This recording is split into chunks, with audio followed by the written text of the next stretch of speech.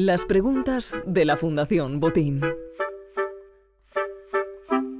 Hoy, ¿ha dejado de estar de moda la democracia?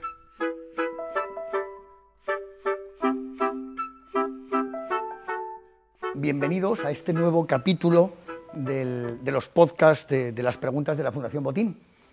Este es un poco raro porque en vez de hacer un estudio lo estamos haciendo en la sede de la Fundación Botín, en Madrid, y además lo estamos haciendo dentro, en el contexto de un programa para el fortalecimiento de la función pública en América Latina, que la Fundación hace ya desde hace 15 años. Un programa que está pensado para que más de los mejores de América Latina se dediquen a lo público y que está pensado sobre la hipótesis de que al final es el buen o mal funcionamiento de lo público lo que permite o no permite que las sociedades se desarrollen. Cuando en un país funcionan las instituciones razonablemente bien durante un tiempo razonablemente largo, las sociedades crecen y además lo suelen hacer de una forma justa y sostenible. Y cuando no es así, pues no suele suceder. Y tenemos el lujo de tener en este podcast y en este encuentro con nosotros a Manuela Carmena. Necesita poca presentación, pero bueno, Manuela es jueza, fue alcaldesa de Madrid, y yo creo que muy poca gente me discutirá que ha sido la persona que le ha aportado un aire más fresco a la política española en los últimos años. Yo sé que a Manuela no le gusta que digan estas cosas, pero creo que es así. Estamos hablando de si está o no de moda la democracia, casi a mí me gusta más pensar o decir que si la democracia está o no funcionando, está produciendo lo que se esperaba de ella. Y yo creo que Manuela Carmena fue una de esas personas que le metió un meneo, vamos a decir, a la forma de participar en democracia, en este caso en Madrid. Manuela, muchísimas gracias por venir, de verdad. Venga, a vosotros. Es un placer. Y la primera pregunta es muy sencilla. ¿Cómo ves el patio? ¿Cómo está esto, Manuela, con sinceridad? Vale, bueno, lo primero que os digo es que a mí me encanta hablar. Y eso es un riesgo, ¿no? Porque igual me enrollo muchísimo. ¿Por qué me encanta hablar? Pues yo creo que me encanta hablar porque he tenido una vida extraordinariamente intensa. Me siento que tengo una mochila buenísima de cantidad de experiencias. Me lo he pasado extraordinariamente bien en mi vida, he sido muy feliz, he tenido esa suerte. Y es verdad que el enfoque de mi vida ha estado muy relacionado con lo público y conseguir mejorar lo público. Bueno, ¿cómo se ve el patio? Pues voy a empezar contando el patio mío de esta tarde. Esta tarde yo salgo de casa, me cojo el metro, pongo un abrigo porque hace frío, y ya en el metro pues me encuentro a alguien que me conoce. Entonces, hombre, es alcaldesa, ¿qué haces tú por aquí? Ah, pues muy bien y tal. Y empezamos a hablar. Hablamos un ratito, es una señora mayor, un poquito menos que yo, pero de mi edad. Me cuenta que está muy contenta, que le va todo muy bien. Me bajo del metro y voy andando por Goya y me encuentro un grupo de personas que me saludan. Hombre, es alcaldesa, ¿qué tal? ¿Cómo va? Y digo, bueno, ¿vosotros qué hacéis aquí? ¿Habéis acabado de trabajar? Dice, no, trabajamos aquí en un laboratorio, pero todavía nos queda y tal, ¿qué tal? Pues todo muy bien. Ya llego ya aquí casi, ya estoy llegando aquí y un chaval me para y me dice, qué bien lo hiciste, Manuela. Bueno, pues ¿qué os digo? Hay un patio, que es ese, hay un patio de una sociedad como la sociedad madrileña, que aunque desde fuera nos parece que está extraordinariamente crispada, pues luego la realidad es cuando tú bajas a la sociedad, cuando tú relacionas con la gente, piensas que hay un enorme caudal positivo en la mayor parte de personas de una sociedad como la nuestra, que tiene unos enormes privilegios. Un gran privilegio es que se vive bien, razonablemente bien. Con eso quiero deciros que cuando tú me preguntas, Íñigo, ¿cómo está el patio? Pues el patio, según donde nos situemos. Si nos situamos en las voces de los medios de comunicación, si nos situamos en un Congreso de Diputados, que más que una institución política parece un centro cómico en el cual da la impresión de que hay una disputa entre todos los que participan, a ver quién dice la gracieta más grande, a ver quién dice la ironía más fina, a ver quién hiere de una manera más acertada al adversario político, pues uno puede decir esto qué es, ¿no?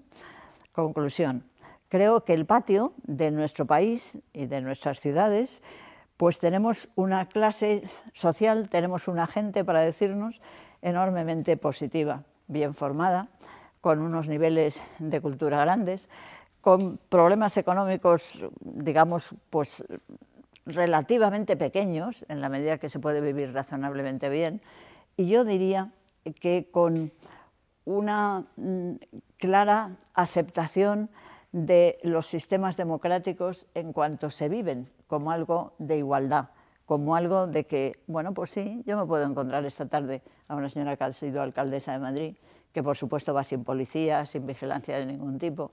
Yo creo que esos son unos valores grandes que indican que tenemos una sociedad quizá de las mejores que hemos tenido a lo largo de la historia de nuestra España y de la historia del mundo. Pero Manuela, yo te voy interrumpiendo.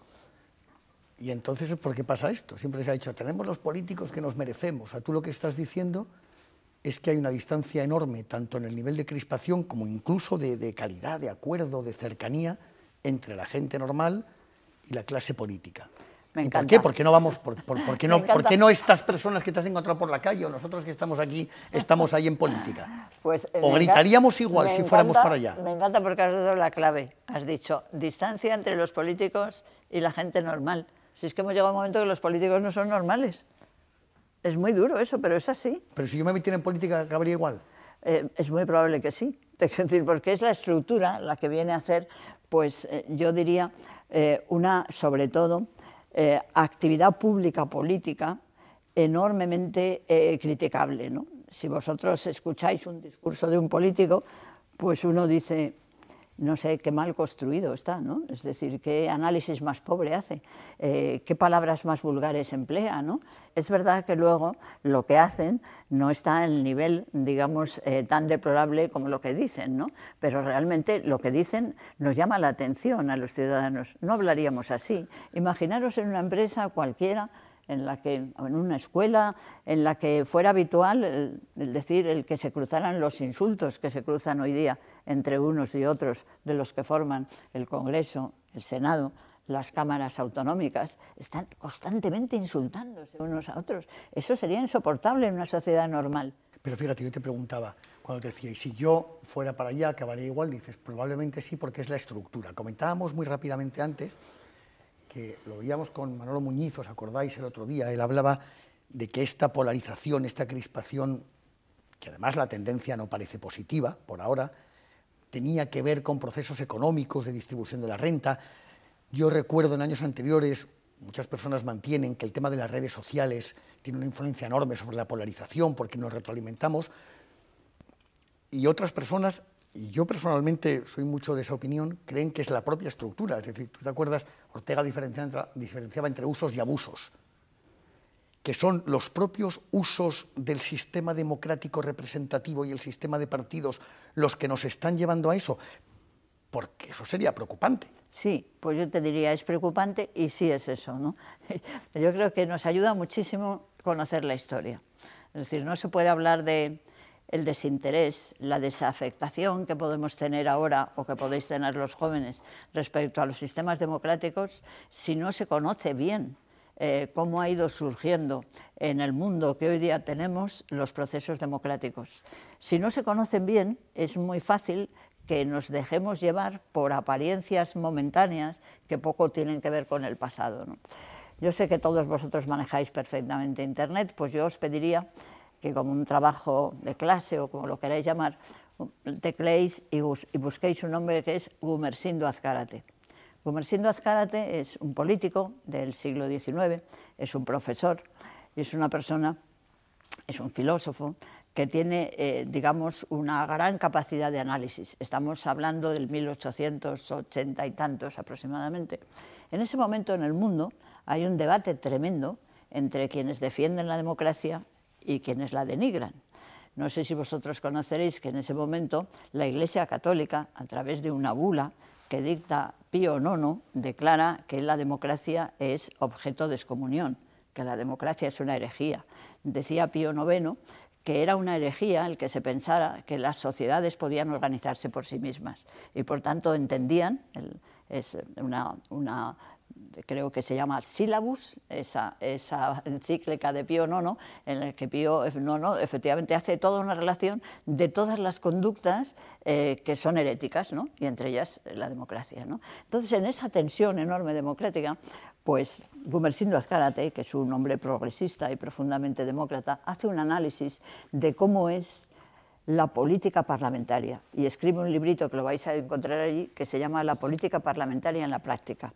Está en internet, lo podéis ver. Y él dice que conste que yo soy un profundo defensor de la democracia.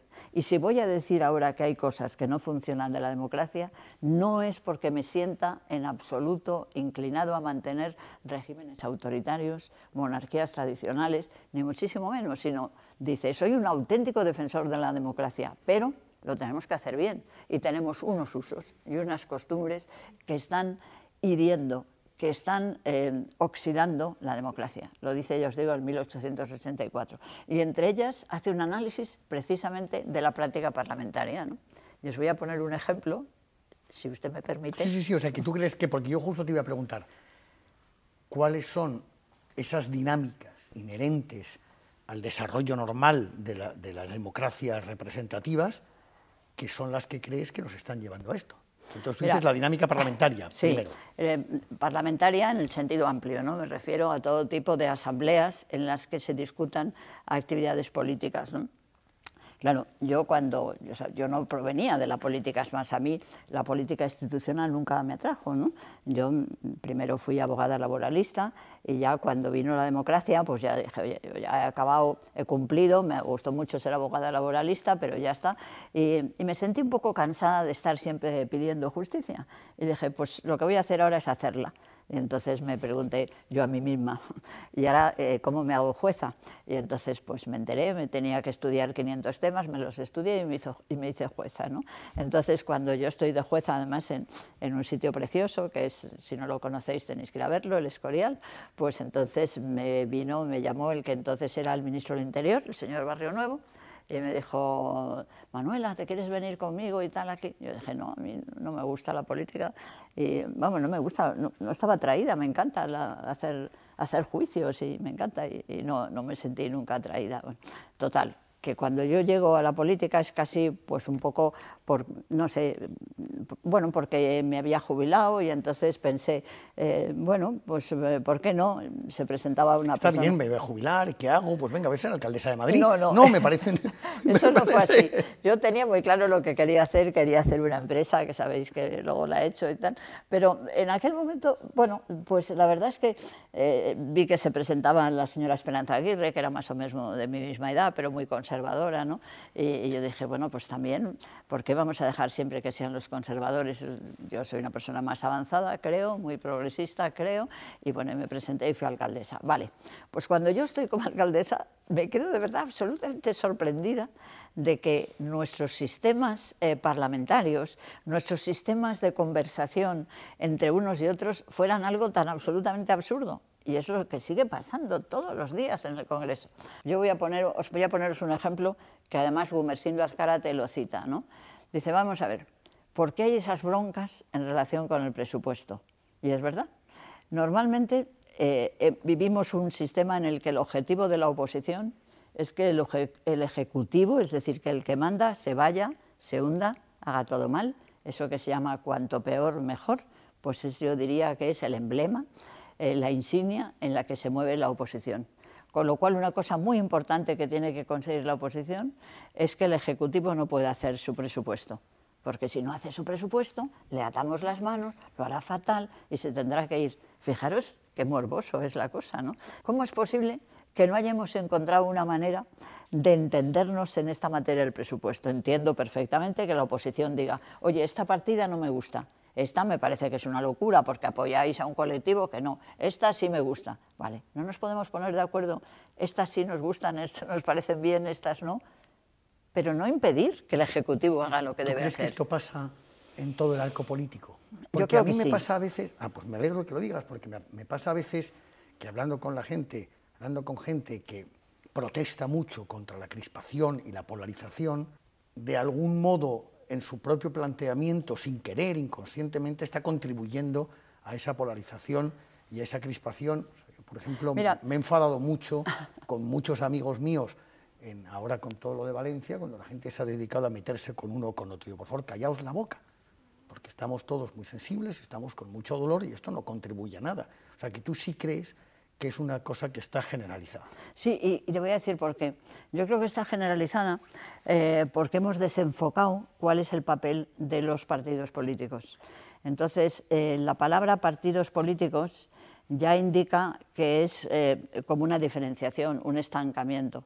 Si vosotros analizáis los estatutos de los partidos políticos, de todos los que conozcáis, veréis que una de las partes más importantes en la reglamentación del partido es que ningún miembro de ese partido llegue a acuerdos con otro partido. Es decir, que el nombre partido es muy indicativo, partido, parte, diferenciación, ¿no?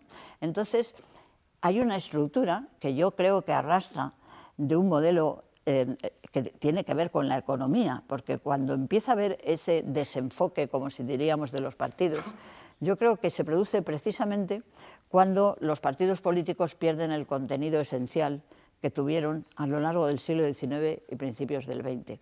La gran formación de los partidos políticos se produce cuando los partidos obreros llegan a tener una enorme capacidad de protagonismo. Digamos, en la Revolución Industrial, los obreros son unos desgraciados y punto. Son la gente que sufre, que vive mal, que tiene unas condiciones horrorosas, etc. Y bueno, pues yo creo que el marxismo aportó algo importante, dio la capacidad de protagonismo a los obreros se organizaron, crearon los grandes partidos, se crearon los grandes partidos obreros.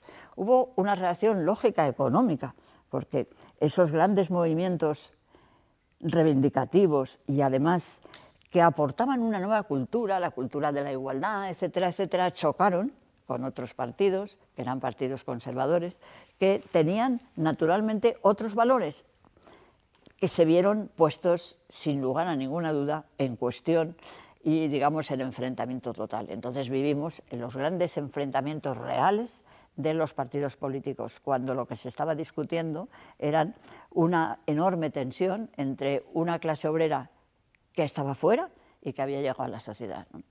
Pero estamos en el siglo XXI y eso ya no es así. Es decir, que en general en la sociedad se ha creado una especie de relaciones transversales que nos impiden ahora hablar de obreros explotados, empresas explotadoras, que las habrá, que las hay, pero como estructura eso ha desaparecido. Entonces los partidos han perdido contenido de fondo y se mantienen unos contenidos muy superficiales que tienen que, y ya me callo y me preguntas... No, pero sí hemos venido a escucharte, Manuela. Bueno, pero llegamos entonces a un momento en que los partidos, como no tienen un fuerte contenido de diferenciación, tienen que forzar muchísimo los enfrentamientos para distinguirse, para llegar al poder. Fíjate, esto me encanta, ¿no? Esto me encanta, digo, porque más me resuena totalmente, que tiene todo el sentido y no lo había oído, ¿no? Es decir, que al final tienen que buscarse excusas para pelearse porque no hay contenido. A lo mejor, que yo antes hablaba, no vamos a pretender aquí buscar soluciones, solamente la palabra es un poco ridícula. Pero todo esfuerzo que se hiciera en dotar de contenido político de fondo a los partidos, pues podría servir para que no tuvieran que buscarse estas excusas. El buscar ese contenido de fondo nos llevaría a tener una, digamos, situación mucho más empática, porque en el fondo veríamos que no hay muchas cosas que nos diferencien en este momento y que las diferencias son absolutamente adjetivas, formales y que se basan muchísimo en tener que dar una imagen del otro como un malvado para que a mí se me pueda ver como una persona positiva, razonable, etcétera, etcétera, ¿no? Y yo creo que eso es un proceso muy peligroso que está intoxicando muchísimo a la sociedad y que a mí me preocupa una barbaridad.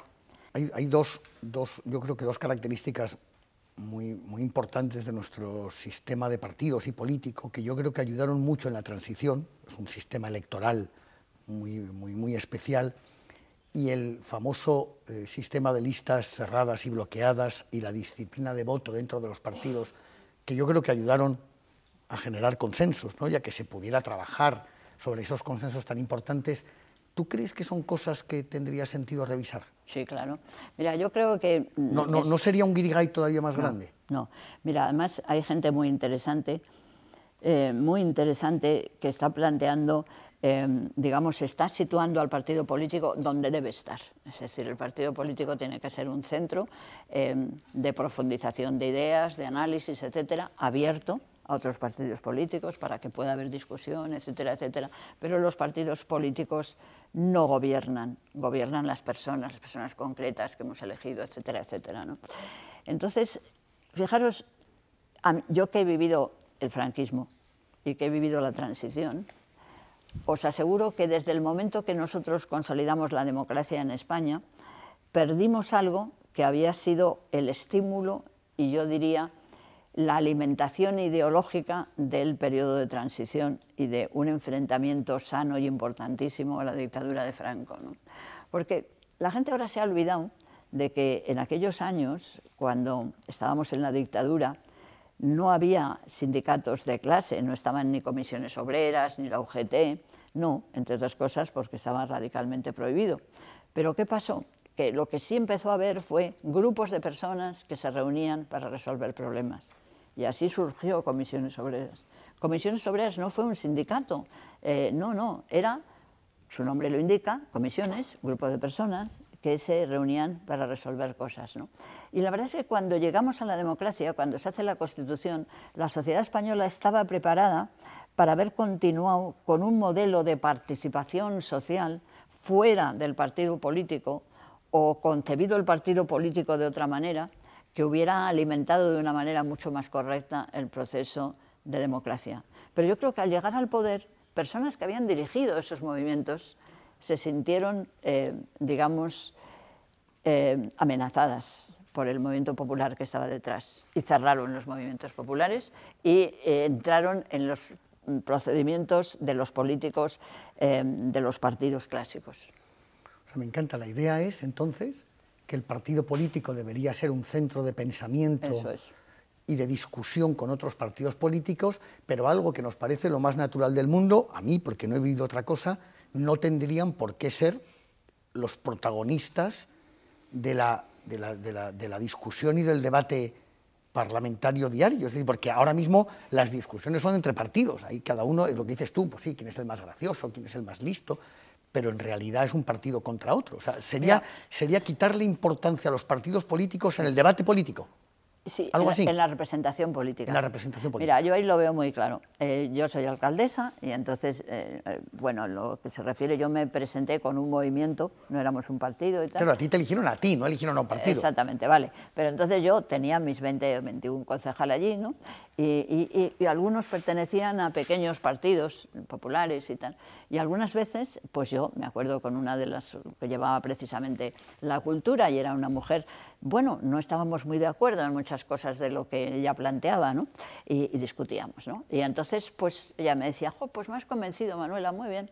Pero al día siguiente venía y decía, oye, lo he hablado con el partido y me dicen que tú no tienes razón. Y yo decía, vamos a ver, entonces aquí, ¿quién es la concejala? ¿Tú o el partido? ¿Cuántas personas hay afiliadas a partidos políticos en este momento en España? Poquísimas. Poquísimas, son poquísimos, ¿no? Lo único que pasa es que los ciudadanos sí que tenemos que saber lo que queremos y nosotros tenemos que diseñar el tipo de político que queremos y lo tenemos que decir. Y además yo creo que yo os veo aquí, hay muchísima gente joven, ya sé que no sois de España todos, sino que estáis en otros países, pero en vuestros países pues igual. Quiero decir que tenéis una oportunidad fantástica, tenéis que hacer cambiar esto. Y yo os aseguro, y por eso os digo que he sido muy feliz en mi vida, porque cambiar la sociedad es extraordinario, es una especie de arquitectura social divina, es que tú esculpes la sociedad.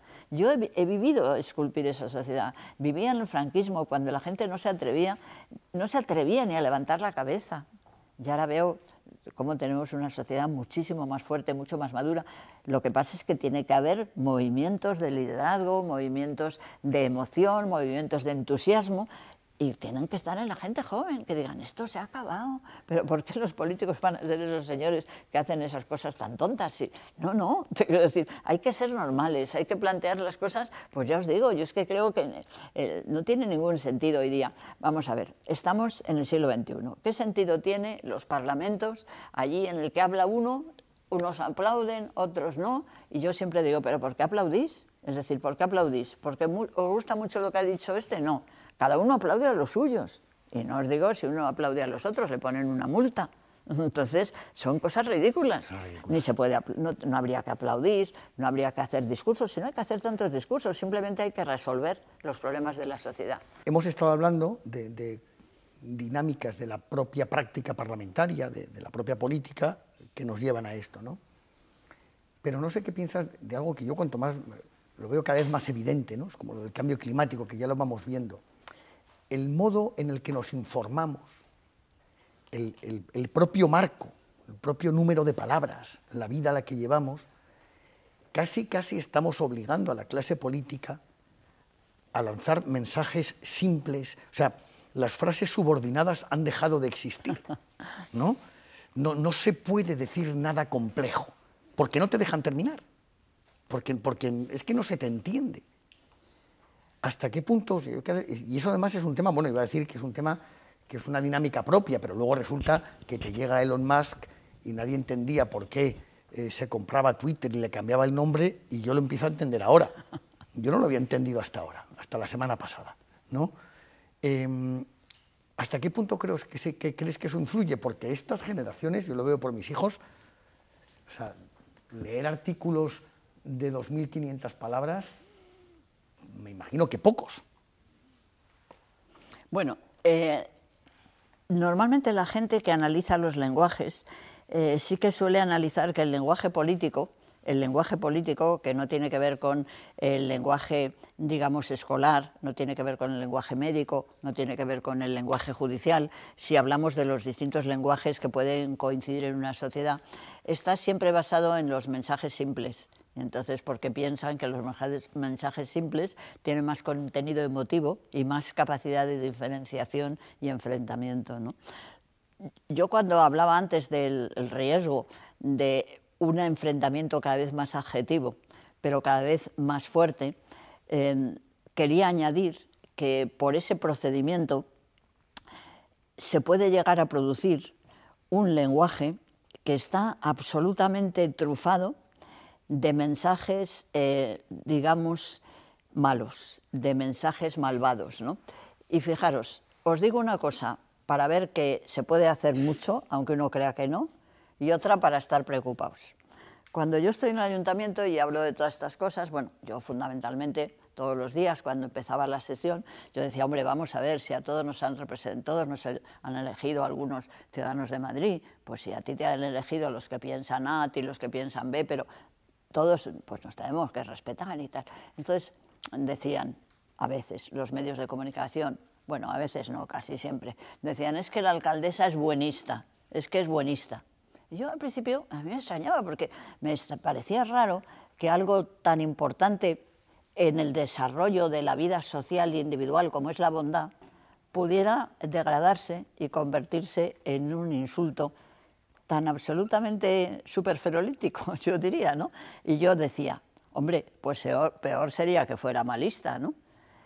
¿Cuál ha sido mi ilusión? Cuando de pronto he visto que ya hay un tratado sobre el malismo, que si queréis luego os lo recomiendo porque ahora mismo no me acuerdo del autor, pero hace muy poquito que lo han publicado. Se llama El malismo.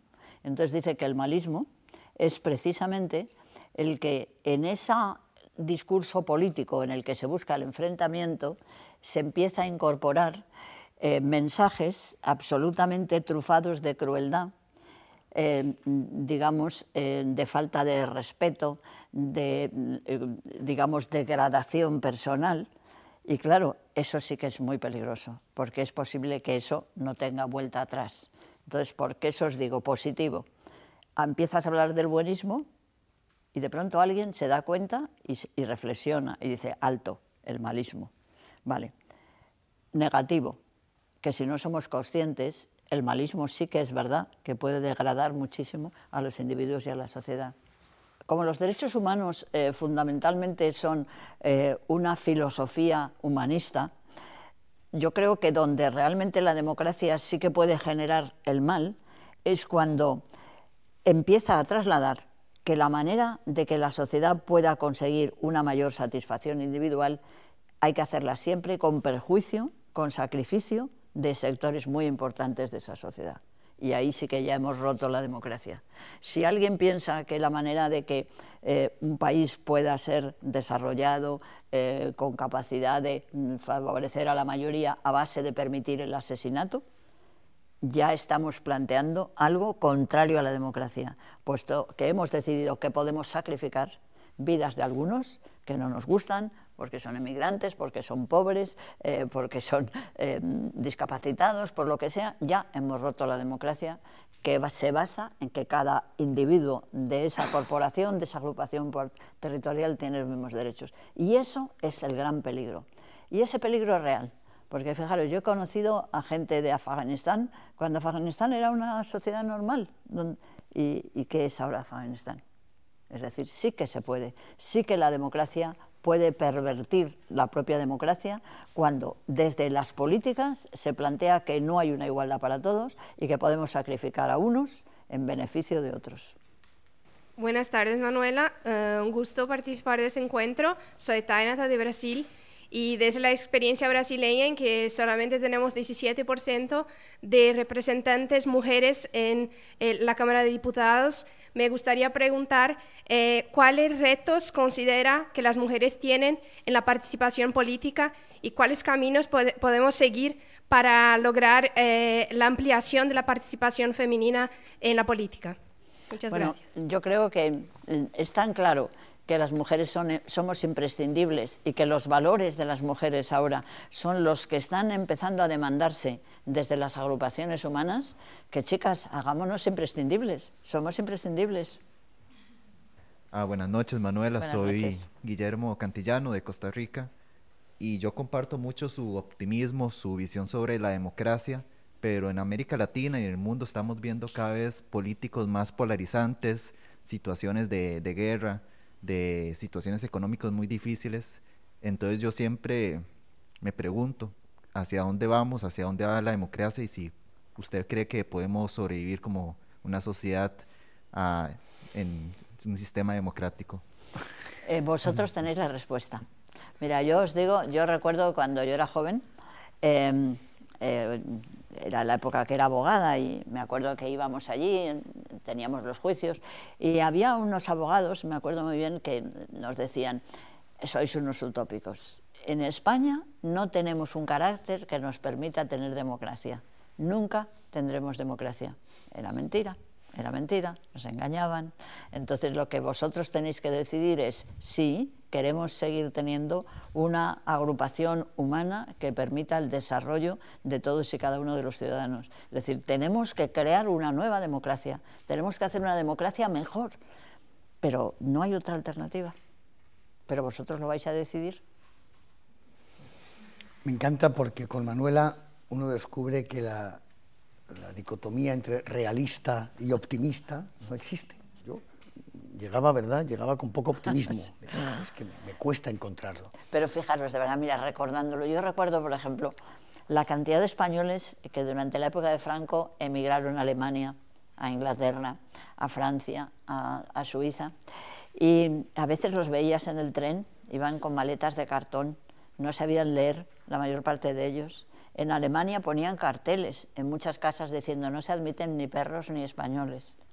Hemos vivido eso y lo hemos cambiado.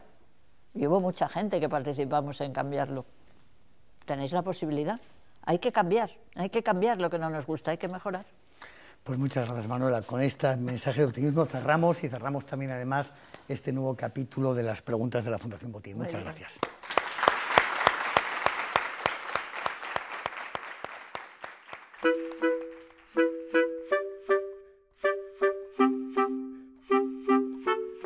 Las preguntas de la Fundación Botín.